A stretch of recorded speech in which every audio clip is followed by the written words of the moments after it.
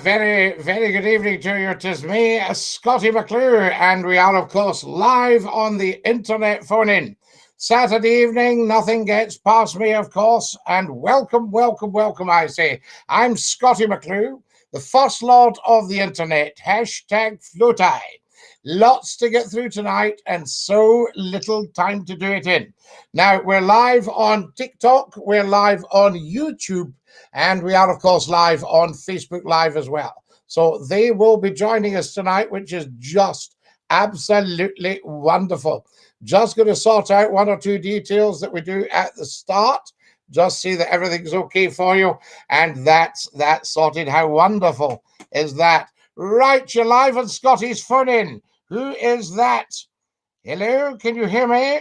You're live on Scottie's phone in. Hello. You're live on Scottie's phone in. Who's that? Hello? You're live on Scottie's phone in. Can you hear me? Hello? Hello? It's not going through. Hello? Hello? Hello? You're live on Scottie's phone in. Who's that? DINKY-DOO, Scottie. It's me, myself, and Professor Numpty Heed. How are you, lad? It's the free wise numpty heads. Aye, I'm fine. Me, myself, and I. Fantastic. Are you DINKY-DOO? Aye. I am indeed, Now, Numpty Heed, have we not had some shows recently? We've had some fantastic shows recently. That's because I've been on them. Yes, it is. There's Kitty Dragonfly in America saying, hello, hello, my handsome favourite. So I don't know if that's you or me. Oh, that's me she's talking to. I would have thought so, yes, absolutely. DINKY-DOO. Hello, Kitty. Lovely to have you with us. Yes, it is, Kitty. Lovely to have you with us. Aha. Now then, all the way from America. What are you saying, Scottie? All the way from America. You need to shout now. Hello, all the way from America. Right, now then. Did you say, do you have, what was I going to say there, Scottie? There's no need to shout, Numpty Heed. Did you do your 2 minute silence? No, not yet. Well, I did a 2 minute silence on Thursday. Is it no, maybe the day this morning, Sunday? No. The 2 minute silence, the 11th hour of the 11th day of the 11th month. For some reason, I was thinking this is Sunday. No, the 11th. No, Sunday. Tomorrow morning, we'll have a short service about 10:30. All right, will you be doing it live on the internet? We'll do it live on the internet. I don't know if we should take phone calls and then maybe not to anything, obviously, during the silence. Well, unless you've got a lot to say, Scottie, you're just as well taking phone calls. You know, I think, well, I've always got a lot to say. So, I mean, we're not, we can get by without the phone calls. But Ken, you've always got a lot to say. But I like other people to have something to say as well, if you see what I mean. They can't get a chance to get a word in, Scottie. Absolutely. Now, here's wonderful stuff here, especially when you're on. Hello from sunny Greenock. There we are. That's lovely, isn't it, DINKY-DOO? Washington State on the West Coast, says Kitty. When's it ever been sunny in Greenock? Well, I don't know. There's a first time for everything. Martin phoned this morning, because I did a pop-up this morning, and Martin actually phoned me and said it was dry and sunny in Ardrossan. Did he ask you what your favourite TV programme was? No, he didn't the other day, I don't think, actually, but there you go. Gate time. Now, everybody's here. Susan, hi, Scottie, how are you? Hi, Martin, says Susan. Hello, everybody, says Kareem. Evening all, says Suzanne. Hi, Suzanne, how are you? How are you, Martin? So there's all your comments up to it. Nobody is asking for Numpty Heed. No yet. But it'll come. All in good time, Ken. Aye, anyway. What did you think of my description of Ken to Kareem the other night? Super duper. Was that okay? Because I like your approval for these things, Ken. Aye, I'm sure you got through to him. Yes. Well, he got through to us, actually, but I get what you mean, Ken. And Ben the room. To go Ben the room. Do you go Ben the room or Ben the house at all? Aye, now and again when I'm Would you say to somebody, could you just take him Ben the new and I'll make a cup of tea? Aye. Yeah, Scottie, I missed last night's show because I was at a 60th birthday party. Oh, Sowell. Yes, sir. What are you doing hanging about with youngsters? Aye, anyway. So I had to catch up this afternoon Uh-huh. on last night's show. Yes. And it was fantastic. Was it all right, Numpty Head, honestly? Because, I mean, you are a bit of a connoisseur. It passes muster. It passes muster. So were you guest of honour at the 60th, being the Elgin? Well, believe it or not, I was one of the youngest. You're the younger. They're just going to say that. I don't think you are 60 yet. No. I'm the 5'1". Yes. 5'1". There's Gavin saying Ben Doon. So I'm just going to say, Gavin, you mustn't judge everybody by yourself, you know. Send them doing this one. Doing this one. Well, no, he's a good one, actually. He's on the chat.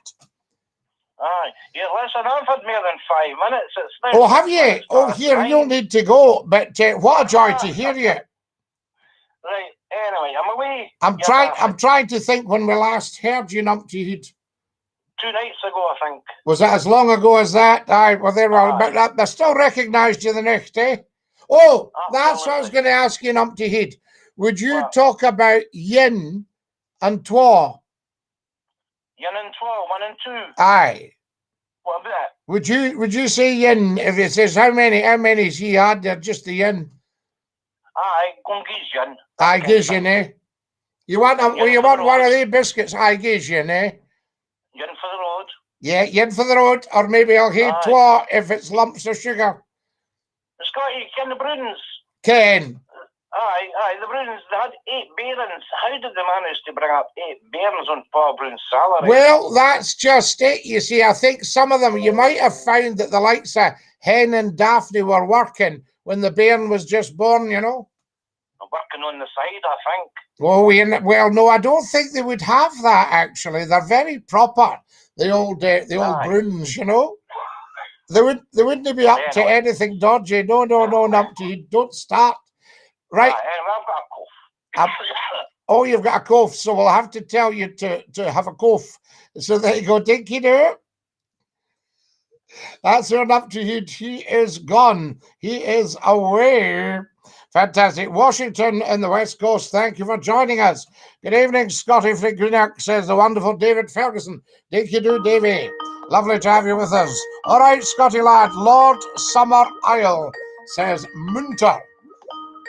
Are you live on Scotty's phone in? Who's that? Dinky-Doo, Scotty. How's it going? Hey, Glenn, lad. How's things tonight, eh? Yeah, not so bad, thanks. And you've beaten Martin on. I have, yes, Scotty. Hey, I thought Martin would have been on by now. We're about 8 minutes into the show.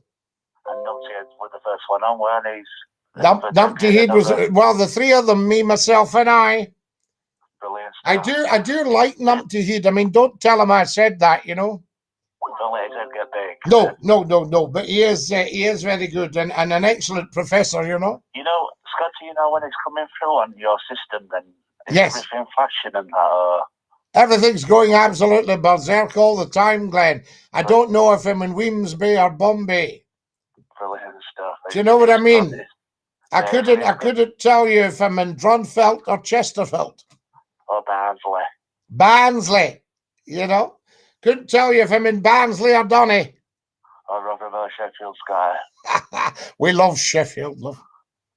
You mustn't talk too much about it. I get a bit homesick, love. You do? Yeah, because, I mean, Saturday night tonight, I'd have been over in Town Pub, you know. Having a nice... With lads, bit of nonsense at fire. Having a nice... Bit of winding me up, you know. Hey, up, Scotty, what we're on today then, eh? Having a nice pint, Scotty. Just that, well, I don't now, actually, of course, you know, but in those days, I enjoyed it. In fact, that's when I gave up beer in Yorkshire. What a mad thing to do. Yeah. But I gave up the beautiful Yorkshire bitter in favour of the cider. A nice ploughman's lunch, Scotty. Oh, the ploughman's lunch. I remember going into the pub and said, can I help you? I said, could I have the ploughman's lunch? I said, hang on a minute, love, and just grabbed the ploughman's lunch and gave it to me. Brilliant. You can't beat it. Ploughman weren't too chuffed, like, you know. Yeah. Have you ever seen these food challenges on YouTube, Scotty? No. Oh, some of them. It's the bodybuilders and things, and they've got like half an hour to get a big meal down. Well, I'm a bodybuilder. Nice one. Oh, I think I have. I think I saw a boy with boiled eggs. Yeah. Would that be right? He's got a big beard, Scotty. He's from Yorkshire. Yorkshire lad.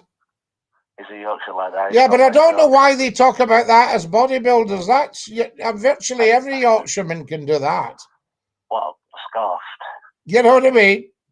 Get some scrag down your neck and all that. Yeah, a bit of scran, love. Can you do us like half a dozen of them boiled eggs and some chips, love? Some nice big burgers. And have you got out else, love? Yeah. Aye. Oh, have you? Right. I'll have mixed grill then. Aye, that's it. What's in mixed grill, love? Oh, the steak. Lovely. And the gammon steak. Is it a choice? Or you can have them both. Okay, lovely. What's that dessert menu?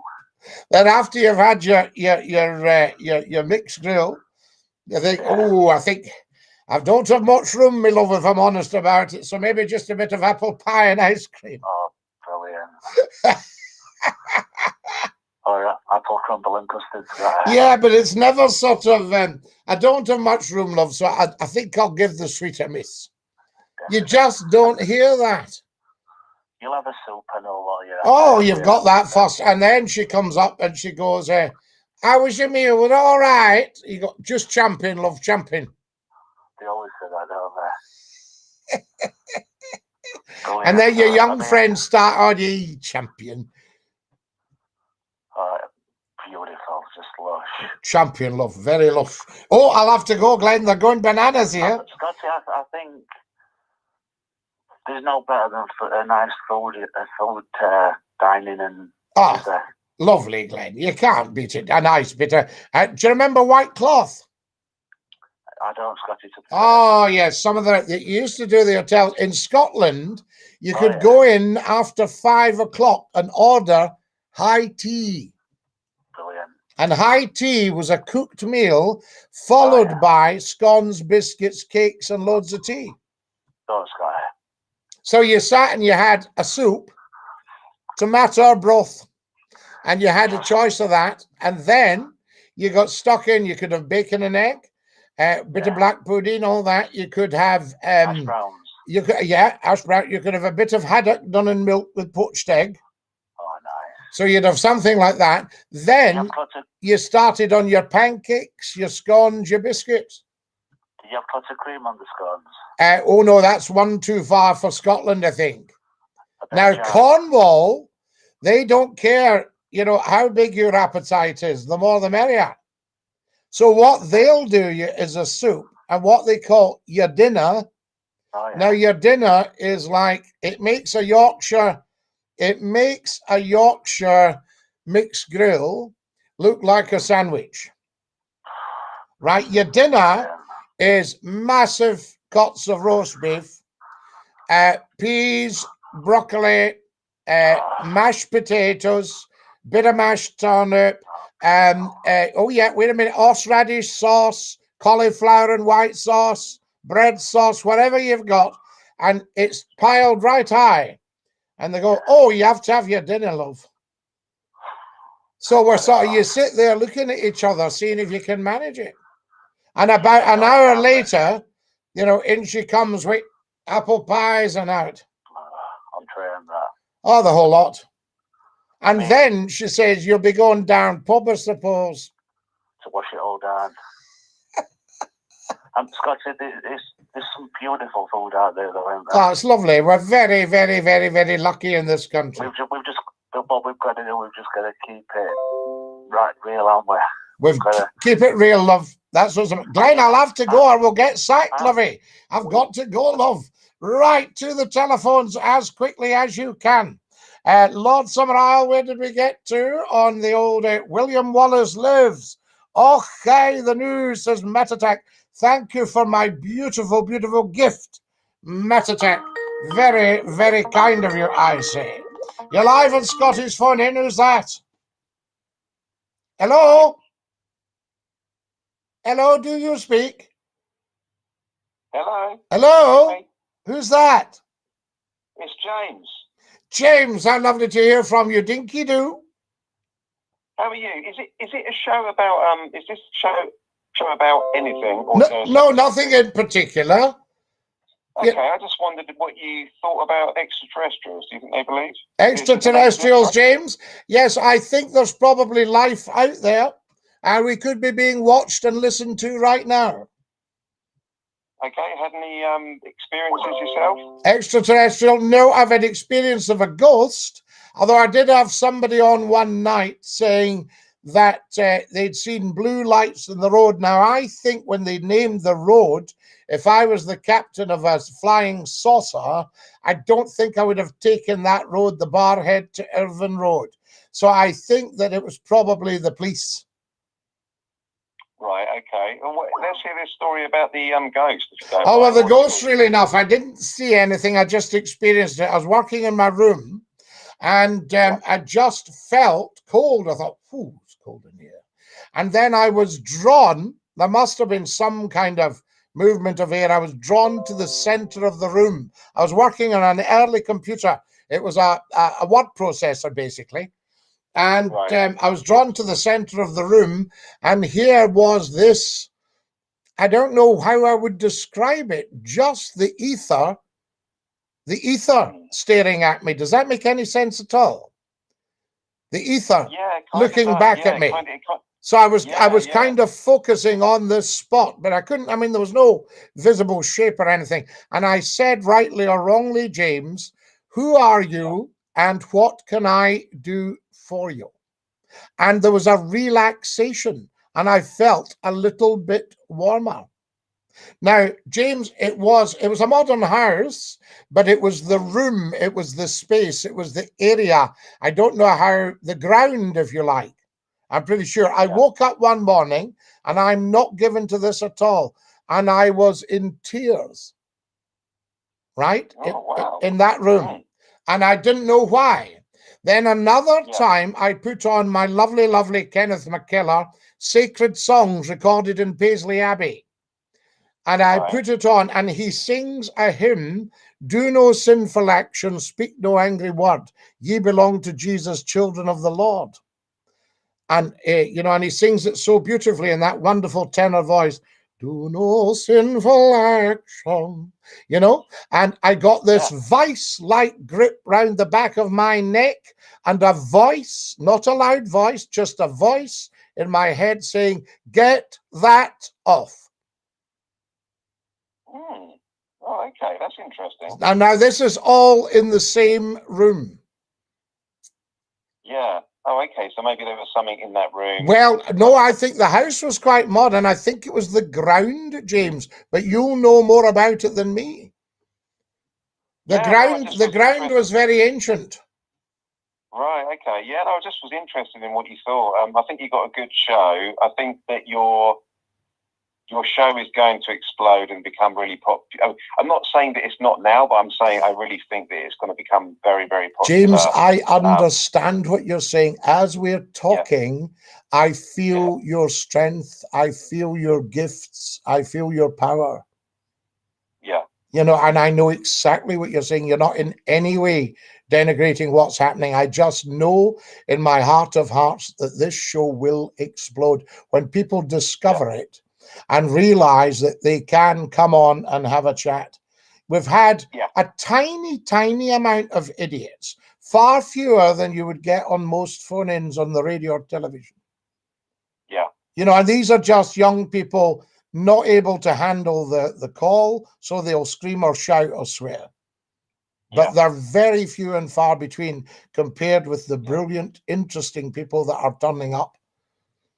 Yeah, I just think that it's just one of those things. It takes a bit of time, but I think people are interested in this sort of show. So I really think that it's just kind of just waiting to sort of... James, we're only 8 weeks in. Yeah. No, no, that's not long at all. And it's nothing. I started from scratch. Absolute scratch. And night one, from the start of the show to the end of it, you can hear it. Non-stop calls. Yeah. No, it's very interesting. I've watched a few. This is probably my third or fourth. And you've got a viewer here. Not to every single one, because you're doing quite a lot, but quite a few. So yeah, you're doing a good job. So just keep it up. And you're a good man, James. But I take it you do have a sense of what's in the offing for this show?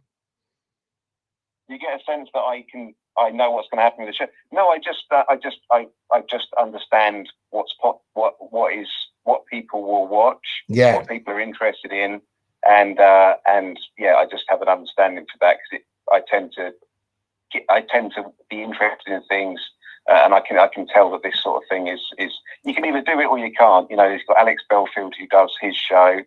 Yours is not the same as his, but No. it's the same sort of idea. And his is very popular. His is blown up. Well, I think Alex used to be he's told me this, he was a big Scottie McClue fan in the day. Right. And I mean, he's a good 25 years younger than me. So he's got all that energy and he's doing a superb job on the internet because the internet's a tough nut to crack. You cannot trade on your past glories. And I rather like that. Yeah.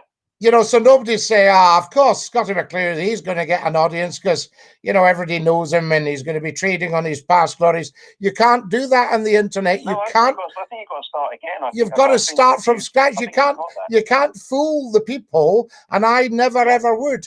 You know, I mean, it's the managements in the past that have let us down. No disrespect to any of them, but, you know, they were so obsessed with being risk averse that they didn't want to have something that would actually make their career. And we illustrated this with several managements who backed me to the hilt. And their careers took off and their radio stations went up in price. You know, because people actually want a talk show. Yeah, I just think that you've got a way about you that's you're just being yourself, and I just think that's that at the end of the day that always wins. You know, no point in being anything else, James, because the people wouldn't have it. Exactly, but I mean that is like, you know, that's the winning formula, I think. Whereas TV is more about sort of sensationalism and people putting on an act to get interest. Well, I can guarantee, James, if one of the big television companies put me on say a Friday night between 11 and midnight or something like that, and we took calls, we took texts, we did some subjects, we gave a few shout outs, we read out emails and did all these things, the audience would go berserk. Yeah. You know? Yeah, no, I think you're right. Yeah. Because it's for them. It's actually saying to the audience, okay, we've obviously not given you exactly what you wanted on the telly for years. What if we give you what you want yourselves? Yeah. Yeah, no, I completely agree. I just want to say I've got to go now, but I just want to say keep it up, and yeah, I'll be watching, and you're doing a good job. And James, come on again and tell us a little bit more, because you obviously have more experience of the extraterrestrial thing than I do. Maybe I'll come on again and tell you more about it. But you take care, yeah? That'd be great. Dinky-Doo, la. Thank you. Thanks, James. Bye-bye now. What a top man. Oh, very nice. Love this, says Harry. Dinky-Doo, Harry. Good vibes, says Keith. Yes, Keith, very good vibes. Has James subscribed to the channel, Scottie? Everybody watching YouTube, subscribe, please. We need to get 3,000 tonight. You're live at Scottie's Phone In. Who's that? Hi, Scottie. It's Kareem. Karima, lovely to have you on. And a big Dinky-Doo to you, la. I phoned earlier on, but I had to cut. I think it was just at the start. I heard you. I thought that's Kareem, but you insisted on hanging up. There was nothing I could do. No, sometimes I think it might be my phone or the signal. No, I don't think so. I think it might even be this end, because by the time we get to you, sometimes it doesn't pop up right away. And by the time you'll hear me saying, hello, hello, and then we have to click again. Oh, goodness. Anyway, I think we're spoiled, Kareem, because it's all gone, touch wood, he says, patting his head, because it's all gone so swimmingly well for the past 7-8 weeks. I think that we're a bit spoiled, rather than thinking it is the internet. It will need a bit of careful handling and a bit of patience. Well, sometimes you need to think of the time and with people using the internet, the amount of juice it's sucking up. So yes, and all the other stuff that's on, movies, football, all that stuff. You know, that, you know, people are always doing, people are going out now for an evening. They might be going to their neighbours. They might be having a Swift half in the local. So there's that coming up. But I've never, ever been put off by any of that, because when I came to Scott FM, everybody insisted in telling me how the show would never, ever work because it's the graveyard slot. Everybody's watching the telly, Scottie, agreeing to go on the radio. You'll be signing on in 3 weeks. And 3 years later, we were Mr. Scotland. Well, Scottie, see, at the end of the day, you make it work. That's the thing. You get the right people, you advertise, and you make it work. And word of mouth is the most powerful form of advertisement. Yep, so that's it. Anybody know how to get rid of the banner that covers Scottie's face? I can do it, John. I'll change it for you if you like. Let's see if we can get something up. There you go. Is that better? Yeah. There, how about that? Well, Scottie, to answer, you had a question earlier on in Facebook regarding football. Oh, yes, yes. Should we ban football? And I had a guy on doing his nut. What a stupid question. Now, it's not a stupid question, because if you think about it, let me qualify this, Kareem, and then I will bring in you, because you're something of an expert here. And this is something of a luxury, having you with me, if you know what I mean. So let me qualify where I'm coming from. I'm not talking about ruining people's pleasure and all that stuff, but football has very, very slowly over the last 100 years started to encroach more and more and more. It used to be 2 or 3 hours on a Saturday afternoon, and the working man with his bonnet and scarf and his tweed jacket went along to, you know, Parkhead or Ibrox or Hampden or whatever, watched the game and then had a couple of pints and went home.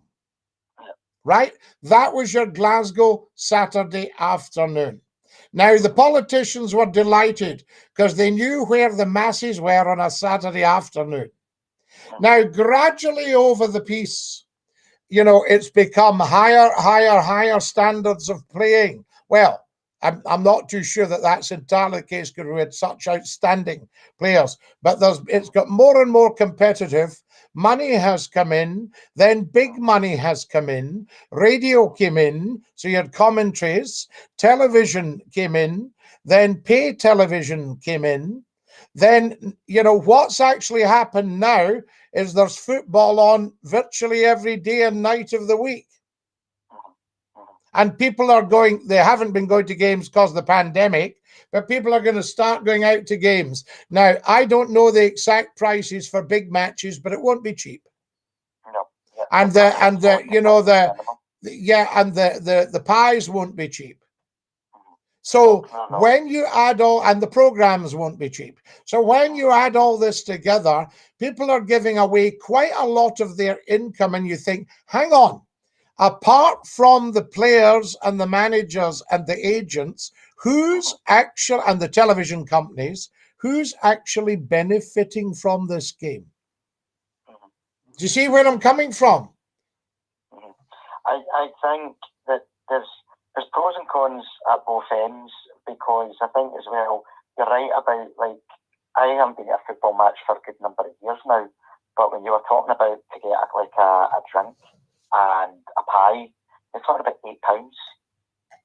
Do you know what I mean? Just for a pie and a wee coffee. So you might as well go to the pictures and buy the pick and mix. Yeah, so I think in terms of the correct as well about the TV coverage, because we won't name the companies that own, but you know who they are, and you have to pay quite a lot of money to watch all this football. The football clubs now actually have their own TV, like Rangers TV, Celtic TV, all this stuff as well. Absolutely. So the money aspect, it is out of control now. In opinion, I agree. I think that is totally, it's for something that it used to be a family game. Yeah. But if you're taking your family out, how much money are you going to spend realistically now? Correct. And I think that's very, very, very important. Yeah. I'm just trying to think. Police as well, you know, the policing of massive crowds. Yes. The trouble that can be. Now, I've never been to an Old Firm game. I have no intention to ever go to one either, Scottie, because I don't want to see the hatred against both sides. And it's not the teams, it's the people. Yeah. I want to see that. Yeah, I can see that. No, I mean, I think it'll be amazing.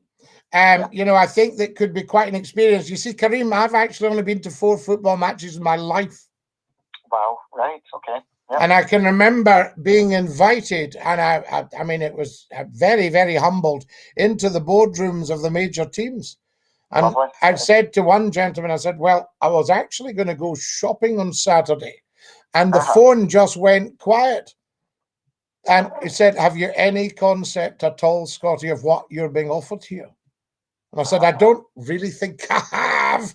But anyway, I did once go along to the boardroom, and it was very interesting to see where all the very senior business people in Scotland are on a Saturday afternoon. And it was very interesting and very humbling to meet them all. Have you been to any rugby matches? Oh, yes, since 1960s. Friends that are internationalists and all sorts of things. We used to meet below the clock at Murrayfield. Right. You know? Right. And would get the train through and just walk it from Haymarket. Well, I bet you can tell there's a difference with the crowds, the atmosphere. Well, you see, we were standing together. So when I would say it was Scotland, Wales, you're standing beside a big boy in a duffel coat with a red and white scarf on. Aye. You know, and when the Scots are saying, Flower of Scotland is going, oh, you want to get me out there with the piano. Right. You know, so you're getting a lot of goodwill. A guy in front of me, Ireland were getting thrashed. Guy in front of me that'd been singing Molly Malone when they'd scored before. I said, excuse me, I'm not hearing Molly Malone. And he turns around and goes, no, and you'll not be getting her at this rate. Now, that just wouldn't happen in football. You would get a slap, you know? Aye, definitely. You know, it's what does it say? Rugby, football's a boys' game, but rugby's a man's game. Well, the other one I used to hear was rugby is a hooligan's game played by gentlemen, and football's a gentleman's game played by hooligans. I've never heard that before. That was the old Scottish one. I mean, no disrespect to any of our wonderful players. We are not calling you hooligans. So you can, that's that fully taken back immediately. But I was just explaining. Yeah. So that was an old saying which was quite good. And sure enough, I mean, you get a lot of gentlemen rugby players, a lot of gentlemen football players, a lot of gentlemen rugby players, but they're quite wild on that pitch. Yes. And I'm sure in the bar as well, Scottie. Oh, yes. Oh, yes, absolutely. I can remember I sang a rugby song once. And, you know, everyone said, oh, Scottie, brilliant, brilliant, mate. Have you any more, you see? And I said, well, it's funny. I sang that last week when we were playing the Navy, and the Navy were very shocked. And he said, oh, don't you worry about the Navy. They're easily shocked. Lovely stuff, you know. And I can remember the Navy bringing their own brand of cigarettes that they were given. They were given, and in those days you could play rugby and smoke. Wow. And every New Year there was an old Crocs match. And that was the over 40s playing the team. So you had wonderful people that had been wonderful players in their day, still playing, but, you know, maybe a little bit slower, a little bit bolder. And I can remember the fullback having a fag. Wow. Wow. Within rugby, Scottie, there was, and you'll know this because I'm not a rugby person, but there was always a culture of like in the bar and just getting a real, let's be honest, a piss up. Yes. Is that culture still around, or do you think it's... I don't know, because I'm no longer a member of the rugby club, because it obviously was becoming entirely social, and you're much older. All I can remember is that on a Saturday night, it could be like a bear pit, and you had your older players, your gents with the tweed jackets, watching our 22-inch telly, you know, things like that. and having a genteel night, having a gin and tonic. You had people ordering 2 8-pints, one of lager, one of heavy, and making their way through to a wee room. So you had all this going on. You had scrums going on. You had spilt beer. You had fruit machines. You know, you were queuing 6 deep at the bar. And then they decided this was a bit wild, and they wanted something a bit more social, that you could bring your fiancée for a drink. So they did the place up and put a beautiful new carpet in, solid wool, and the place emptied. Wow. So instead of pushing your time at night, in those days they closed at 10, you had the barman saying at the back of 9, if nobody's wanting anything else, I'll just finish up. Aye, I'm away. There you go. So it's very interesting. I think that kind of the lad culture will certainly have changed a bit as well, because it's not popular. The other thing that you've got, Kareem, and I'm not saying this will be a big consideration, but it may well be, everybody has got a phone. Yes. And if some top businessman or accountant had 1 over the 8 and was deciding to, make a bit of a spectacle of himself, it might not necessarily be swept under the carpet in the way it would have been. So somebody might film it and think it's funny to put it on the internet. I don't know if that's against the law or not, but I'm just having a germ of an idea in my head as we're speaking. You see? I'm not sure on that one about I think like they have to have permission if they're going to show it. There was a video on Facebook, and it was, I think it was a couple trying to get a claim, because it was the father videotaping the mother and this little toddler, and it was obviously last winter, walking along the path, and a cyclist came. Now what the cyclist done was wrong, because he actually needed the little girl, the little toddler, out the way on the path. Right. However, the mother stood back, watched the child, didn't even grab the child, and let it happen. So I think that there's a little bit of a, Yeah, there's all these things going on, but I'm just thinking it's a different culture. And, the ladies frown upon lad culture now as well. That kind of idea. And races going on, putting your mate on your back, running up, taking a sip, running back, letting your mate off, somebody else climbs on. All these kind of boat races, as they were called. All that kind of nonsense, Well, to go back to your original question. And you see, it might be, Kareem, it could be something that's sent round friends, and then it just somebody else happens to get a hold of it, Well, there's a phase going on just now in Scotland, Scottie, and it's actually on TikTok, and it's just the school kids are making videos of their school and teachers. Now, touch wood, there's nothing overly malicious at the moment, but there's a lot of places it's starting to go borderline. So, well, that will need to be put a stop to, because that could certainly get out of hand. And also, I think you're very close to the law there. Yeah. Well, I think it's been monitored, put it that way. But there's, like, from where I work, there's quite a few of those videos up with the head teacher and the deputies. I'm actually in one of them now that was just done this week, so it was nothing bad. But I'm thinking, I don't really like, where are they getting this from? Yes, and also you can't really. I mean, young people don't have that responsibility level yet. You know what I mean? Yeah. They don't seem to understand. Well, I'll give you another example. Well, I had to give somebody into trouble because they were vaping, and it was caught on camera. And then I gave the big speech about exactly what you said. You need to be careful. You need to think about your future. That's evidence. And then something else happened, but they were videotaping each other, and I went off my nut, because I thought, what have I just said at the start? But they don't look at the big picture. They don't understand. They don't see the big picture, and I think that's the risk. So, I mean, the internet can be a dangerous place. Correct. Yeah. But Scottie, to go back to your original question about the football, oh yes, I think it's a two-way. I can see arguments for and against, because I think more so now it's greed. Yes. Well, this is where I think we need to curb excess in life. You know, and the concept of excess. You know, people, you see, now I can see it in many ways. I don't have any envy or jealousy or malice or any of these deadly sins when it comes to business. But say a chief executive. Now, this person has actually swapped their life for the business. So they've sold themselves out. So any time of the day or night, the chief executive of top companies, they could be taking nowadays calls, texts, emails.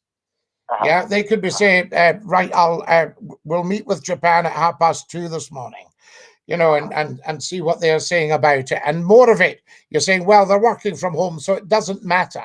But you'll find that their life, very often the chief executive of a big building might have a luxury flat in the building. So very often their wives and families think, we never see him, so we're off. It's like Trump Towers in is it New York, where he would stay, you know, in the building. Yeah, absolutely, all that sort of thing. And once you get into it, it's impossible to get out of. So you are the chief exec. Now, if a chief exec made a decision today, depending on the size of the company, it could be anything up to 15 years before that takes effect. Wow. You know, now, say, for instance, they're on a package. So their basic salary is £5 million. That's their basic salary. But they're also in for some free shares. They're in for a share of the profits. They're in for blah, blah, blah. So their take-home pay could be £10 million. Right? Some of them £20 million. It doesn't matter because you can't spend all that. Now, say they're the chief exec for 5 years, you know, and they've taken home that. So there's, you know, £100 million. Now, what is a 60-year-old or a 55-year-old going to do with £100 million? Especially when the wife's off, when the children aren't speaking to them because they don't see them. Do you see your dad? The last time I went to see him, he said he could give us 10 minutes. You know, so it's that. So you've sold out your soul. So there's a life-work balance. Correct. And you might find that a gentleman like yourself is actually not that far away from having a superb work-life balance. Thank you. Oh, I spoke to my colleagues about that. Actually, funny that you're bringing that up, Scottie. Like, I don't want promotion because I just feel nowadays, especially teaching, what you have to do for that extra 200 a month, it's not good for your, you know, your well-being, your mental state. And I just feel at times as well, as a normal teacher, the amount of paperwork you have to, I think the worst nightmare for a teacher is themselves, because if they give themselves so much extra work to do, it's going to affect them. You have to know when to say, right, enough's enough, I've done my bit for today, or no, I'm not going to say yes. Let's not kid ourselves. Your day is going to be tough, and it's tough. But if you know what you're doing and you're well organized, which you will be, then, you know, you can make it happen. Now, once you've made it happen, assuming everything's gone according to plan, you can then go home and take the dogs a walk. That's what I tend to do, Scottie. You know, that chief executive cannot do that. correct. He cannot have a dog. I can remember a head of the security services would have loved to have had a Labrador, but couldn't. Yeah. Goodness. I suppose Just couldn't. They can't switch off. They're stuck in their job. Well, it's not only that. I mean, you're based in central London. Your work is non-stop. You know, and even any time you get out, if you're a senior public figure, you're probably going to be speaking at a dinner. You're probably going to be hosting a dinner. You're probably going to be having meetings well into the night. So you're thinking, well, that was probably Nicola Sturgeon. So you're going, oh, what's the time? So it's 1:15 in the morning or in daytime? In the morning. Oh, for goodness sake, I've got to speak to somebody at 7:30. I must go to bed. I know. that would be tough to have that lifestyle, Scottie. I wouldn't cope well with that at all. Well, that's where you get to the burnout, but then you also see fantastic people, and I have met them. I've gone to see very senior executives, and their desk is clear. And I can remember a lovely joke. I said, I went to see so-and-so yesterday. This was to his retired company secretary, who knew him very well, loved him. I said, I went to see so-and-so yesterday. I said, he was so relaxed that there wasn't a thing at his desk. And he said, no wonder he's relaxed. He's got nothing to do. Now, that's just a send-up. But it's a lovely, humorous, funny thing, you know, because if all your execs are doing their job, you should be able to have a clear desk and a clear mind, because a chief executive needs time to think. They actually need to sit back. So very often, say you and I were to go and meet a chief executive right now of a big named company, and somebody said, I'll just show you right in, gentlemen. This is Kareem and Scottie. Hello, gents. Lovely to meet you. I've heard you on the show, you know. And then he would sit and he'd say, what can I do for you? So there's no side, there's no edge, nothing like that. We tell him why we're there, and then he looks and goes silent, because he's soaking up us. He's soaking up the ambience that we've created or not. He's processing the idea that we've told him, and he's also looking for a SWOT analysis. There's an old-fashioned one. Strengths, weaknesses, opportunities, and threats. In other words, do I believe this pair? They're very, very plausible. But is what they're proposing doable? So then you might get a couple of questions which would be very, very telling. So this is what you would call in education effective questioning. And he might say to you, how would you propose to deal with Japan? Now I'm glad you've asked that, because we're already in discussions with the Foreign Office. Right, okay. Who are you speaking to? Oh, we're speaking to so-and-so.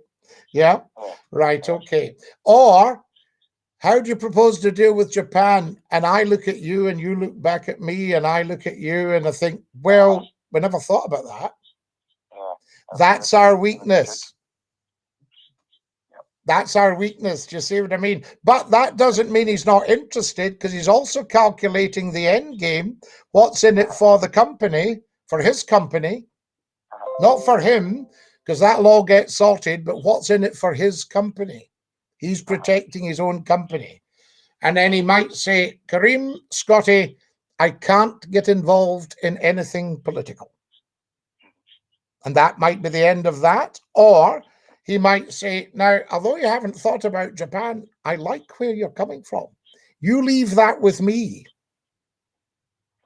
That's the one that throws you, because you and I go out and say, what do you think? I don't know. It's insightful, and I'm sure you've been to many meetings like that, Scottie. Well, it's fascinating. I mean, I'm just there, I've sometimes been there in my office, and I've sometimes been there as a non-participant observer. Right. And when I see some old salts who have been on boards all their day, maneuvering something really quite complex, and it just happens in seconds. You know, I mean, I can remember one situation. Would you like to leave this with me, Chair? Said one character.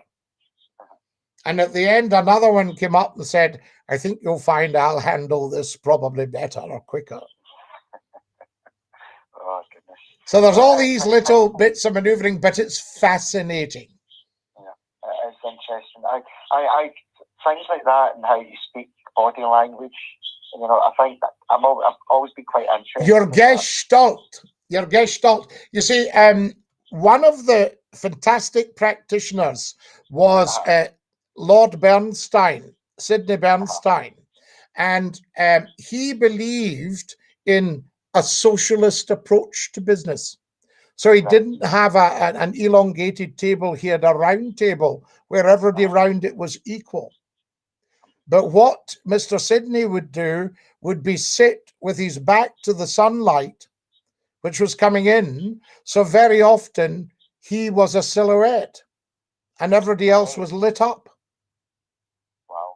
Right. There's also things about you don't put two people opposite each other if they fight and argue in a meeting.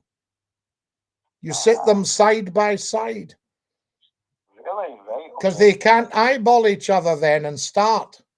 Right. And the chairman doesn't have, the chairperson doesn't have to say, excuse me, would you mind? Yeah. That's interesting. It was a head teacher, he's just retired now, but what he used to do, and not many secondary schools do this anymore, Scottie, but it was at St Ninians in East Renfrewshire. And well, we'll not say, Kareem, I'll stop you there because we'll not say any more. Sorry about that. But there we are. Yeah, absolutely. We'll leave that one there for you. That's for another night when everyone's forgotten. Yes, absolutely. Lovely talking to you, as always. Thank you, too. A huge for me tomorrow morning on Remembrance Day. 10:30. Huge dinky-doo to you. Night, sir. What a fantastic guy. That's our Kareem. Fantastic. Great call. To the telephones, guys. Let's see what the chat's saying.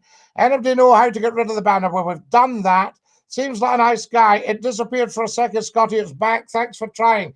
John, I'm in charge of the banner. The banner's back, Scottie. We know, Charlie. Can't see the full face of the man. There it is. Can you see that? We'll see if we can get a smaller one for you. I can't tell you. You're live on Scottie's phone in. Who's that? Hello? Hello, Scottie. It's David. How are you? Ah, David, how lovely to hear from you. Dinky-doo. I was just listening to Kareem there, even Kareem last week about your wee dog who passed away. Obviously, we talked about a long time ago, yes. You know, which was beautiful. He also discussed on that time his auntie was dying or something like that, you know. Yes, absolutely. And that night I listened, it actually got my heart. I was actually really crying, seriously. The wee dog listening to his daddy's heart. Yes, I was really crying. Well, I just felt that would be some comfort to him in his last seconds. That was a lovely call that night. Kareem was amazing with the call that night. There's no doubt Kareem is a lovely man, David. I think we can agree on that one. Yes, he's a lovely. I know he's a teacher. You know what I mean? You yes. know, Scottie. And I'm happy. My friend passed away on Friday morning with lung cancer in the Beatson. She battled cancer for 5 years. She lost her battle on Friday night, 1:30. Oh, David, I lost a friend as well, the same route. And the doctor had to say, there's nothing more I can do for you. I'm so sorry. Yeah. She was fighting through. I get you, Scott. And she died at her mouth opened. You know, just amazing. But it's the thing is, David, it's a blessing in so many ways because it's a terribly painful thing that. Oh, it's horrible. I'm celebrating her life now. I'm celebrating her family. Yes. You know what I mean? Yes. Anyways, I think we should celebrate all life. I don't think we should be sad at funerals. My father's funeral was huge, and the laughter was raucous. Yes, I mean, funerals. I don't cry at funerals because it's depressing. No, my father was a very droll, kind of funny man. I don't think he set out to do it. He was having dinner at a friend's house, and their daughter was at university, and they got talking about her thesis, and she was into natural life and things. And, you know, somebody was discussing this and saying she's doing a thesis on the curlew. The thesis? Yeah, thesis on a curlew, right?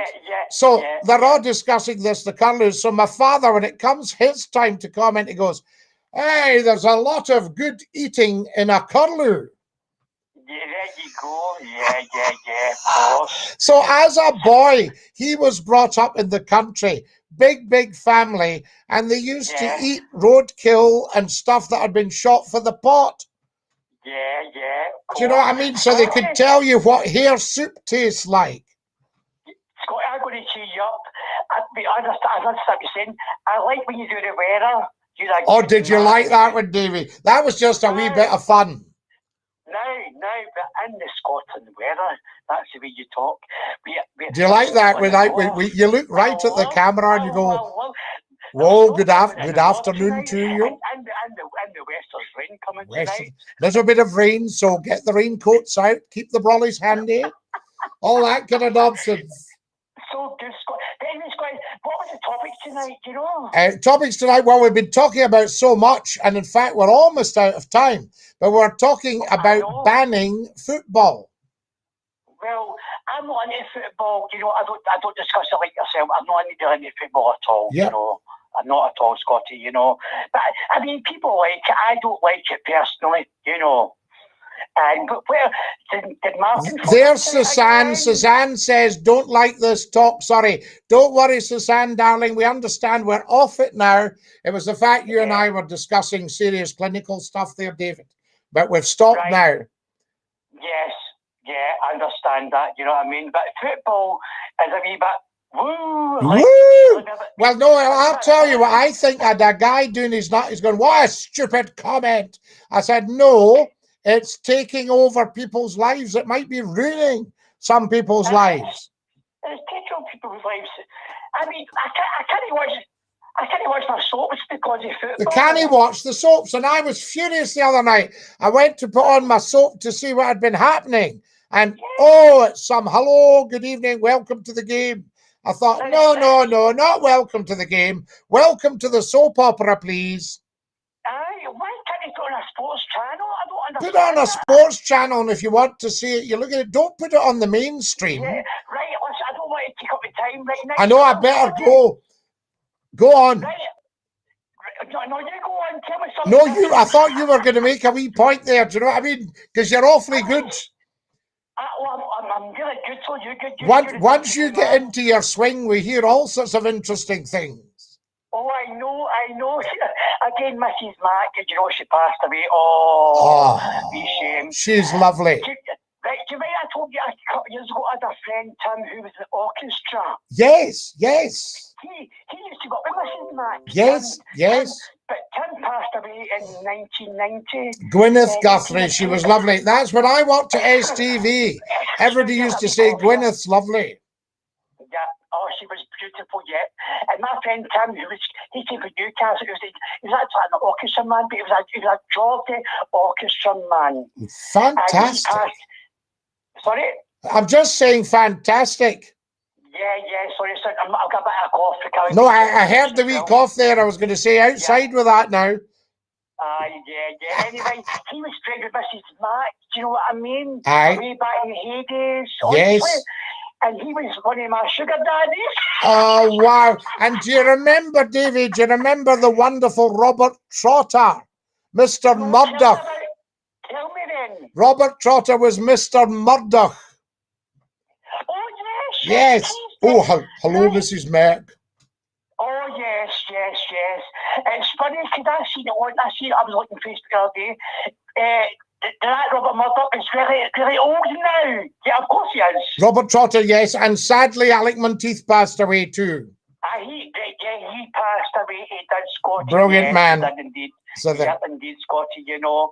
But anyway, Scotty, you take care, okay? You take great care of your dear self. We'll have to say good night to the beautiful TikTokers. Guys, join me at 10:30 tomorrow morning. Say good night to the TikTokers, Davey. Good night, TikTokers. Good night, TikTokers. Isn't that lovely? Fantastic. So that's them. There they go. That's the TikTokers. And we'll have to push off as well, Davey. Okay, Scott. But listen, you take care. You take great care of your dear self. And Dinky-Doo. Dinky-Doo. What a top man. Night, Davey. Love you lots. Night, la. See you, la. Right, that's our Davey. He's gone. I was going to phone Sus Martin, but we couldn't get through. Guys, 10:30 in the morning for the remembrance service, and we'll have a chat. You're live on Scotty's phone in. Hello. Wait till we see if we can get through. You're live with Scotty's Phone In. Who's that? Hiya, Scotty. It's me, Glenn. Oh, Just a couple of minutes. Glenn, just say goodnight to the nation. We've got Yes, seconds. DINKY-DOO, Scotty, and it's just about the football thing. No, love, we'll have to go. We've only got 5 seconds. What a shame. Right, that's it. Good night, everybody. God bless. DINKY-DOO.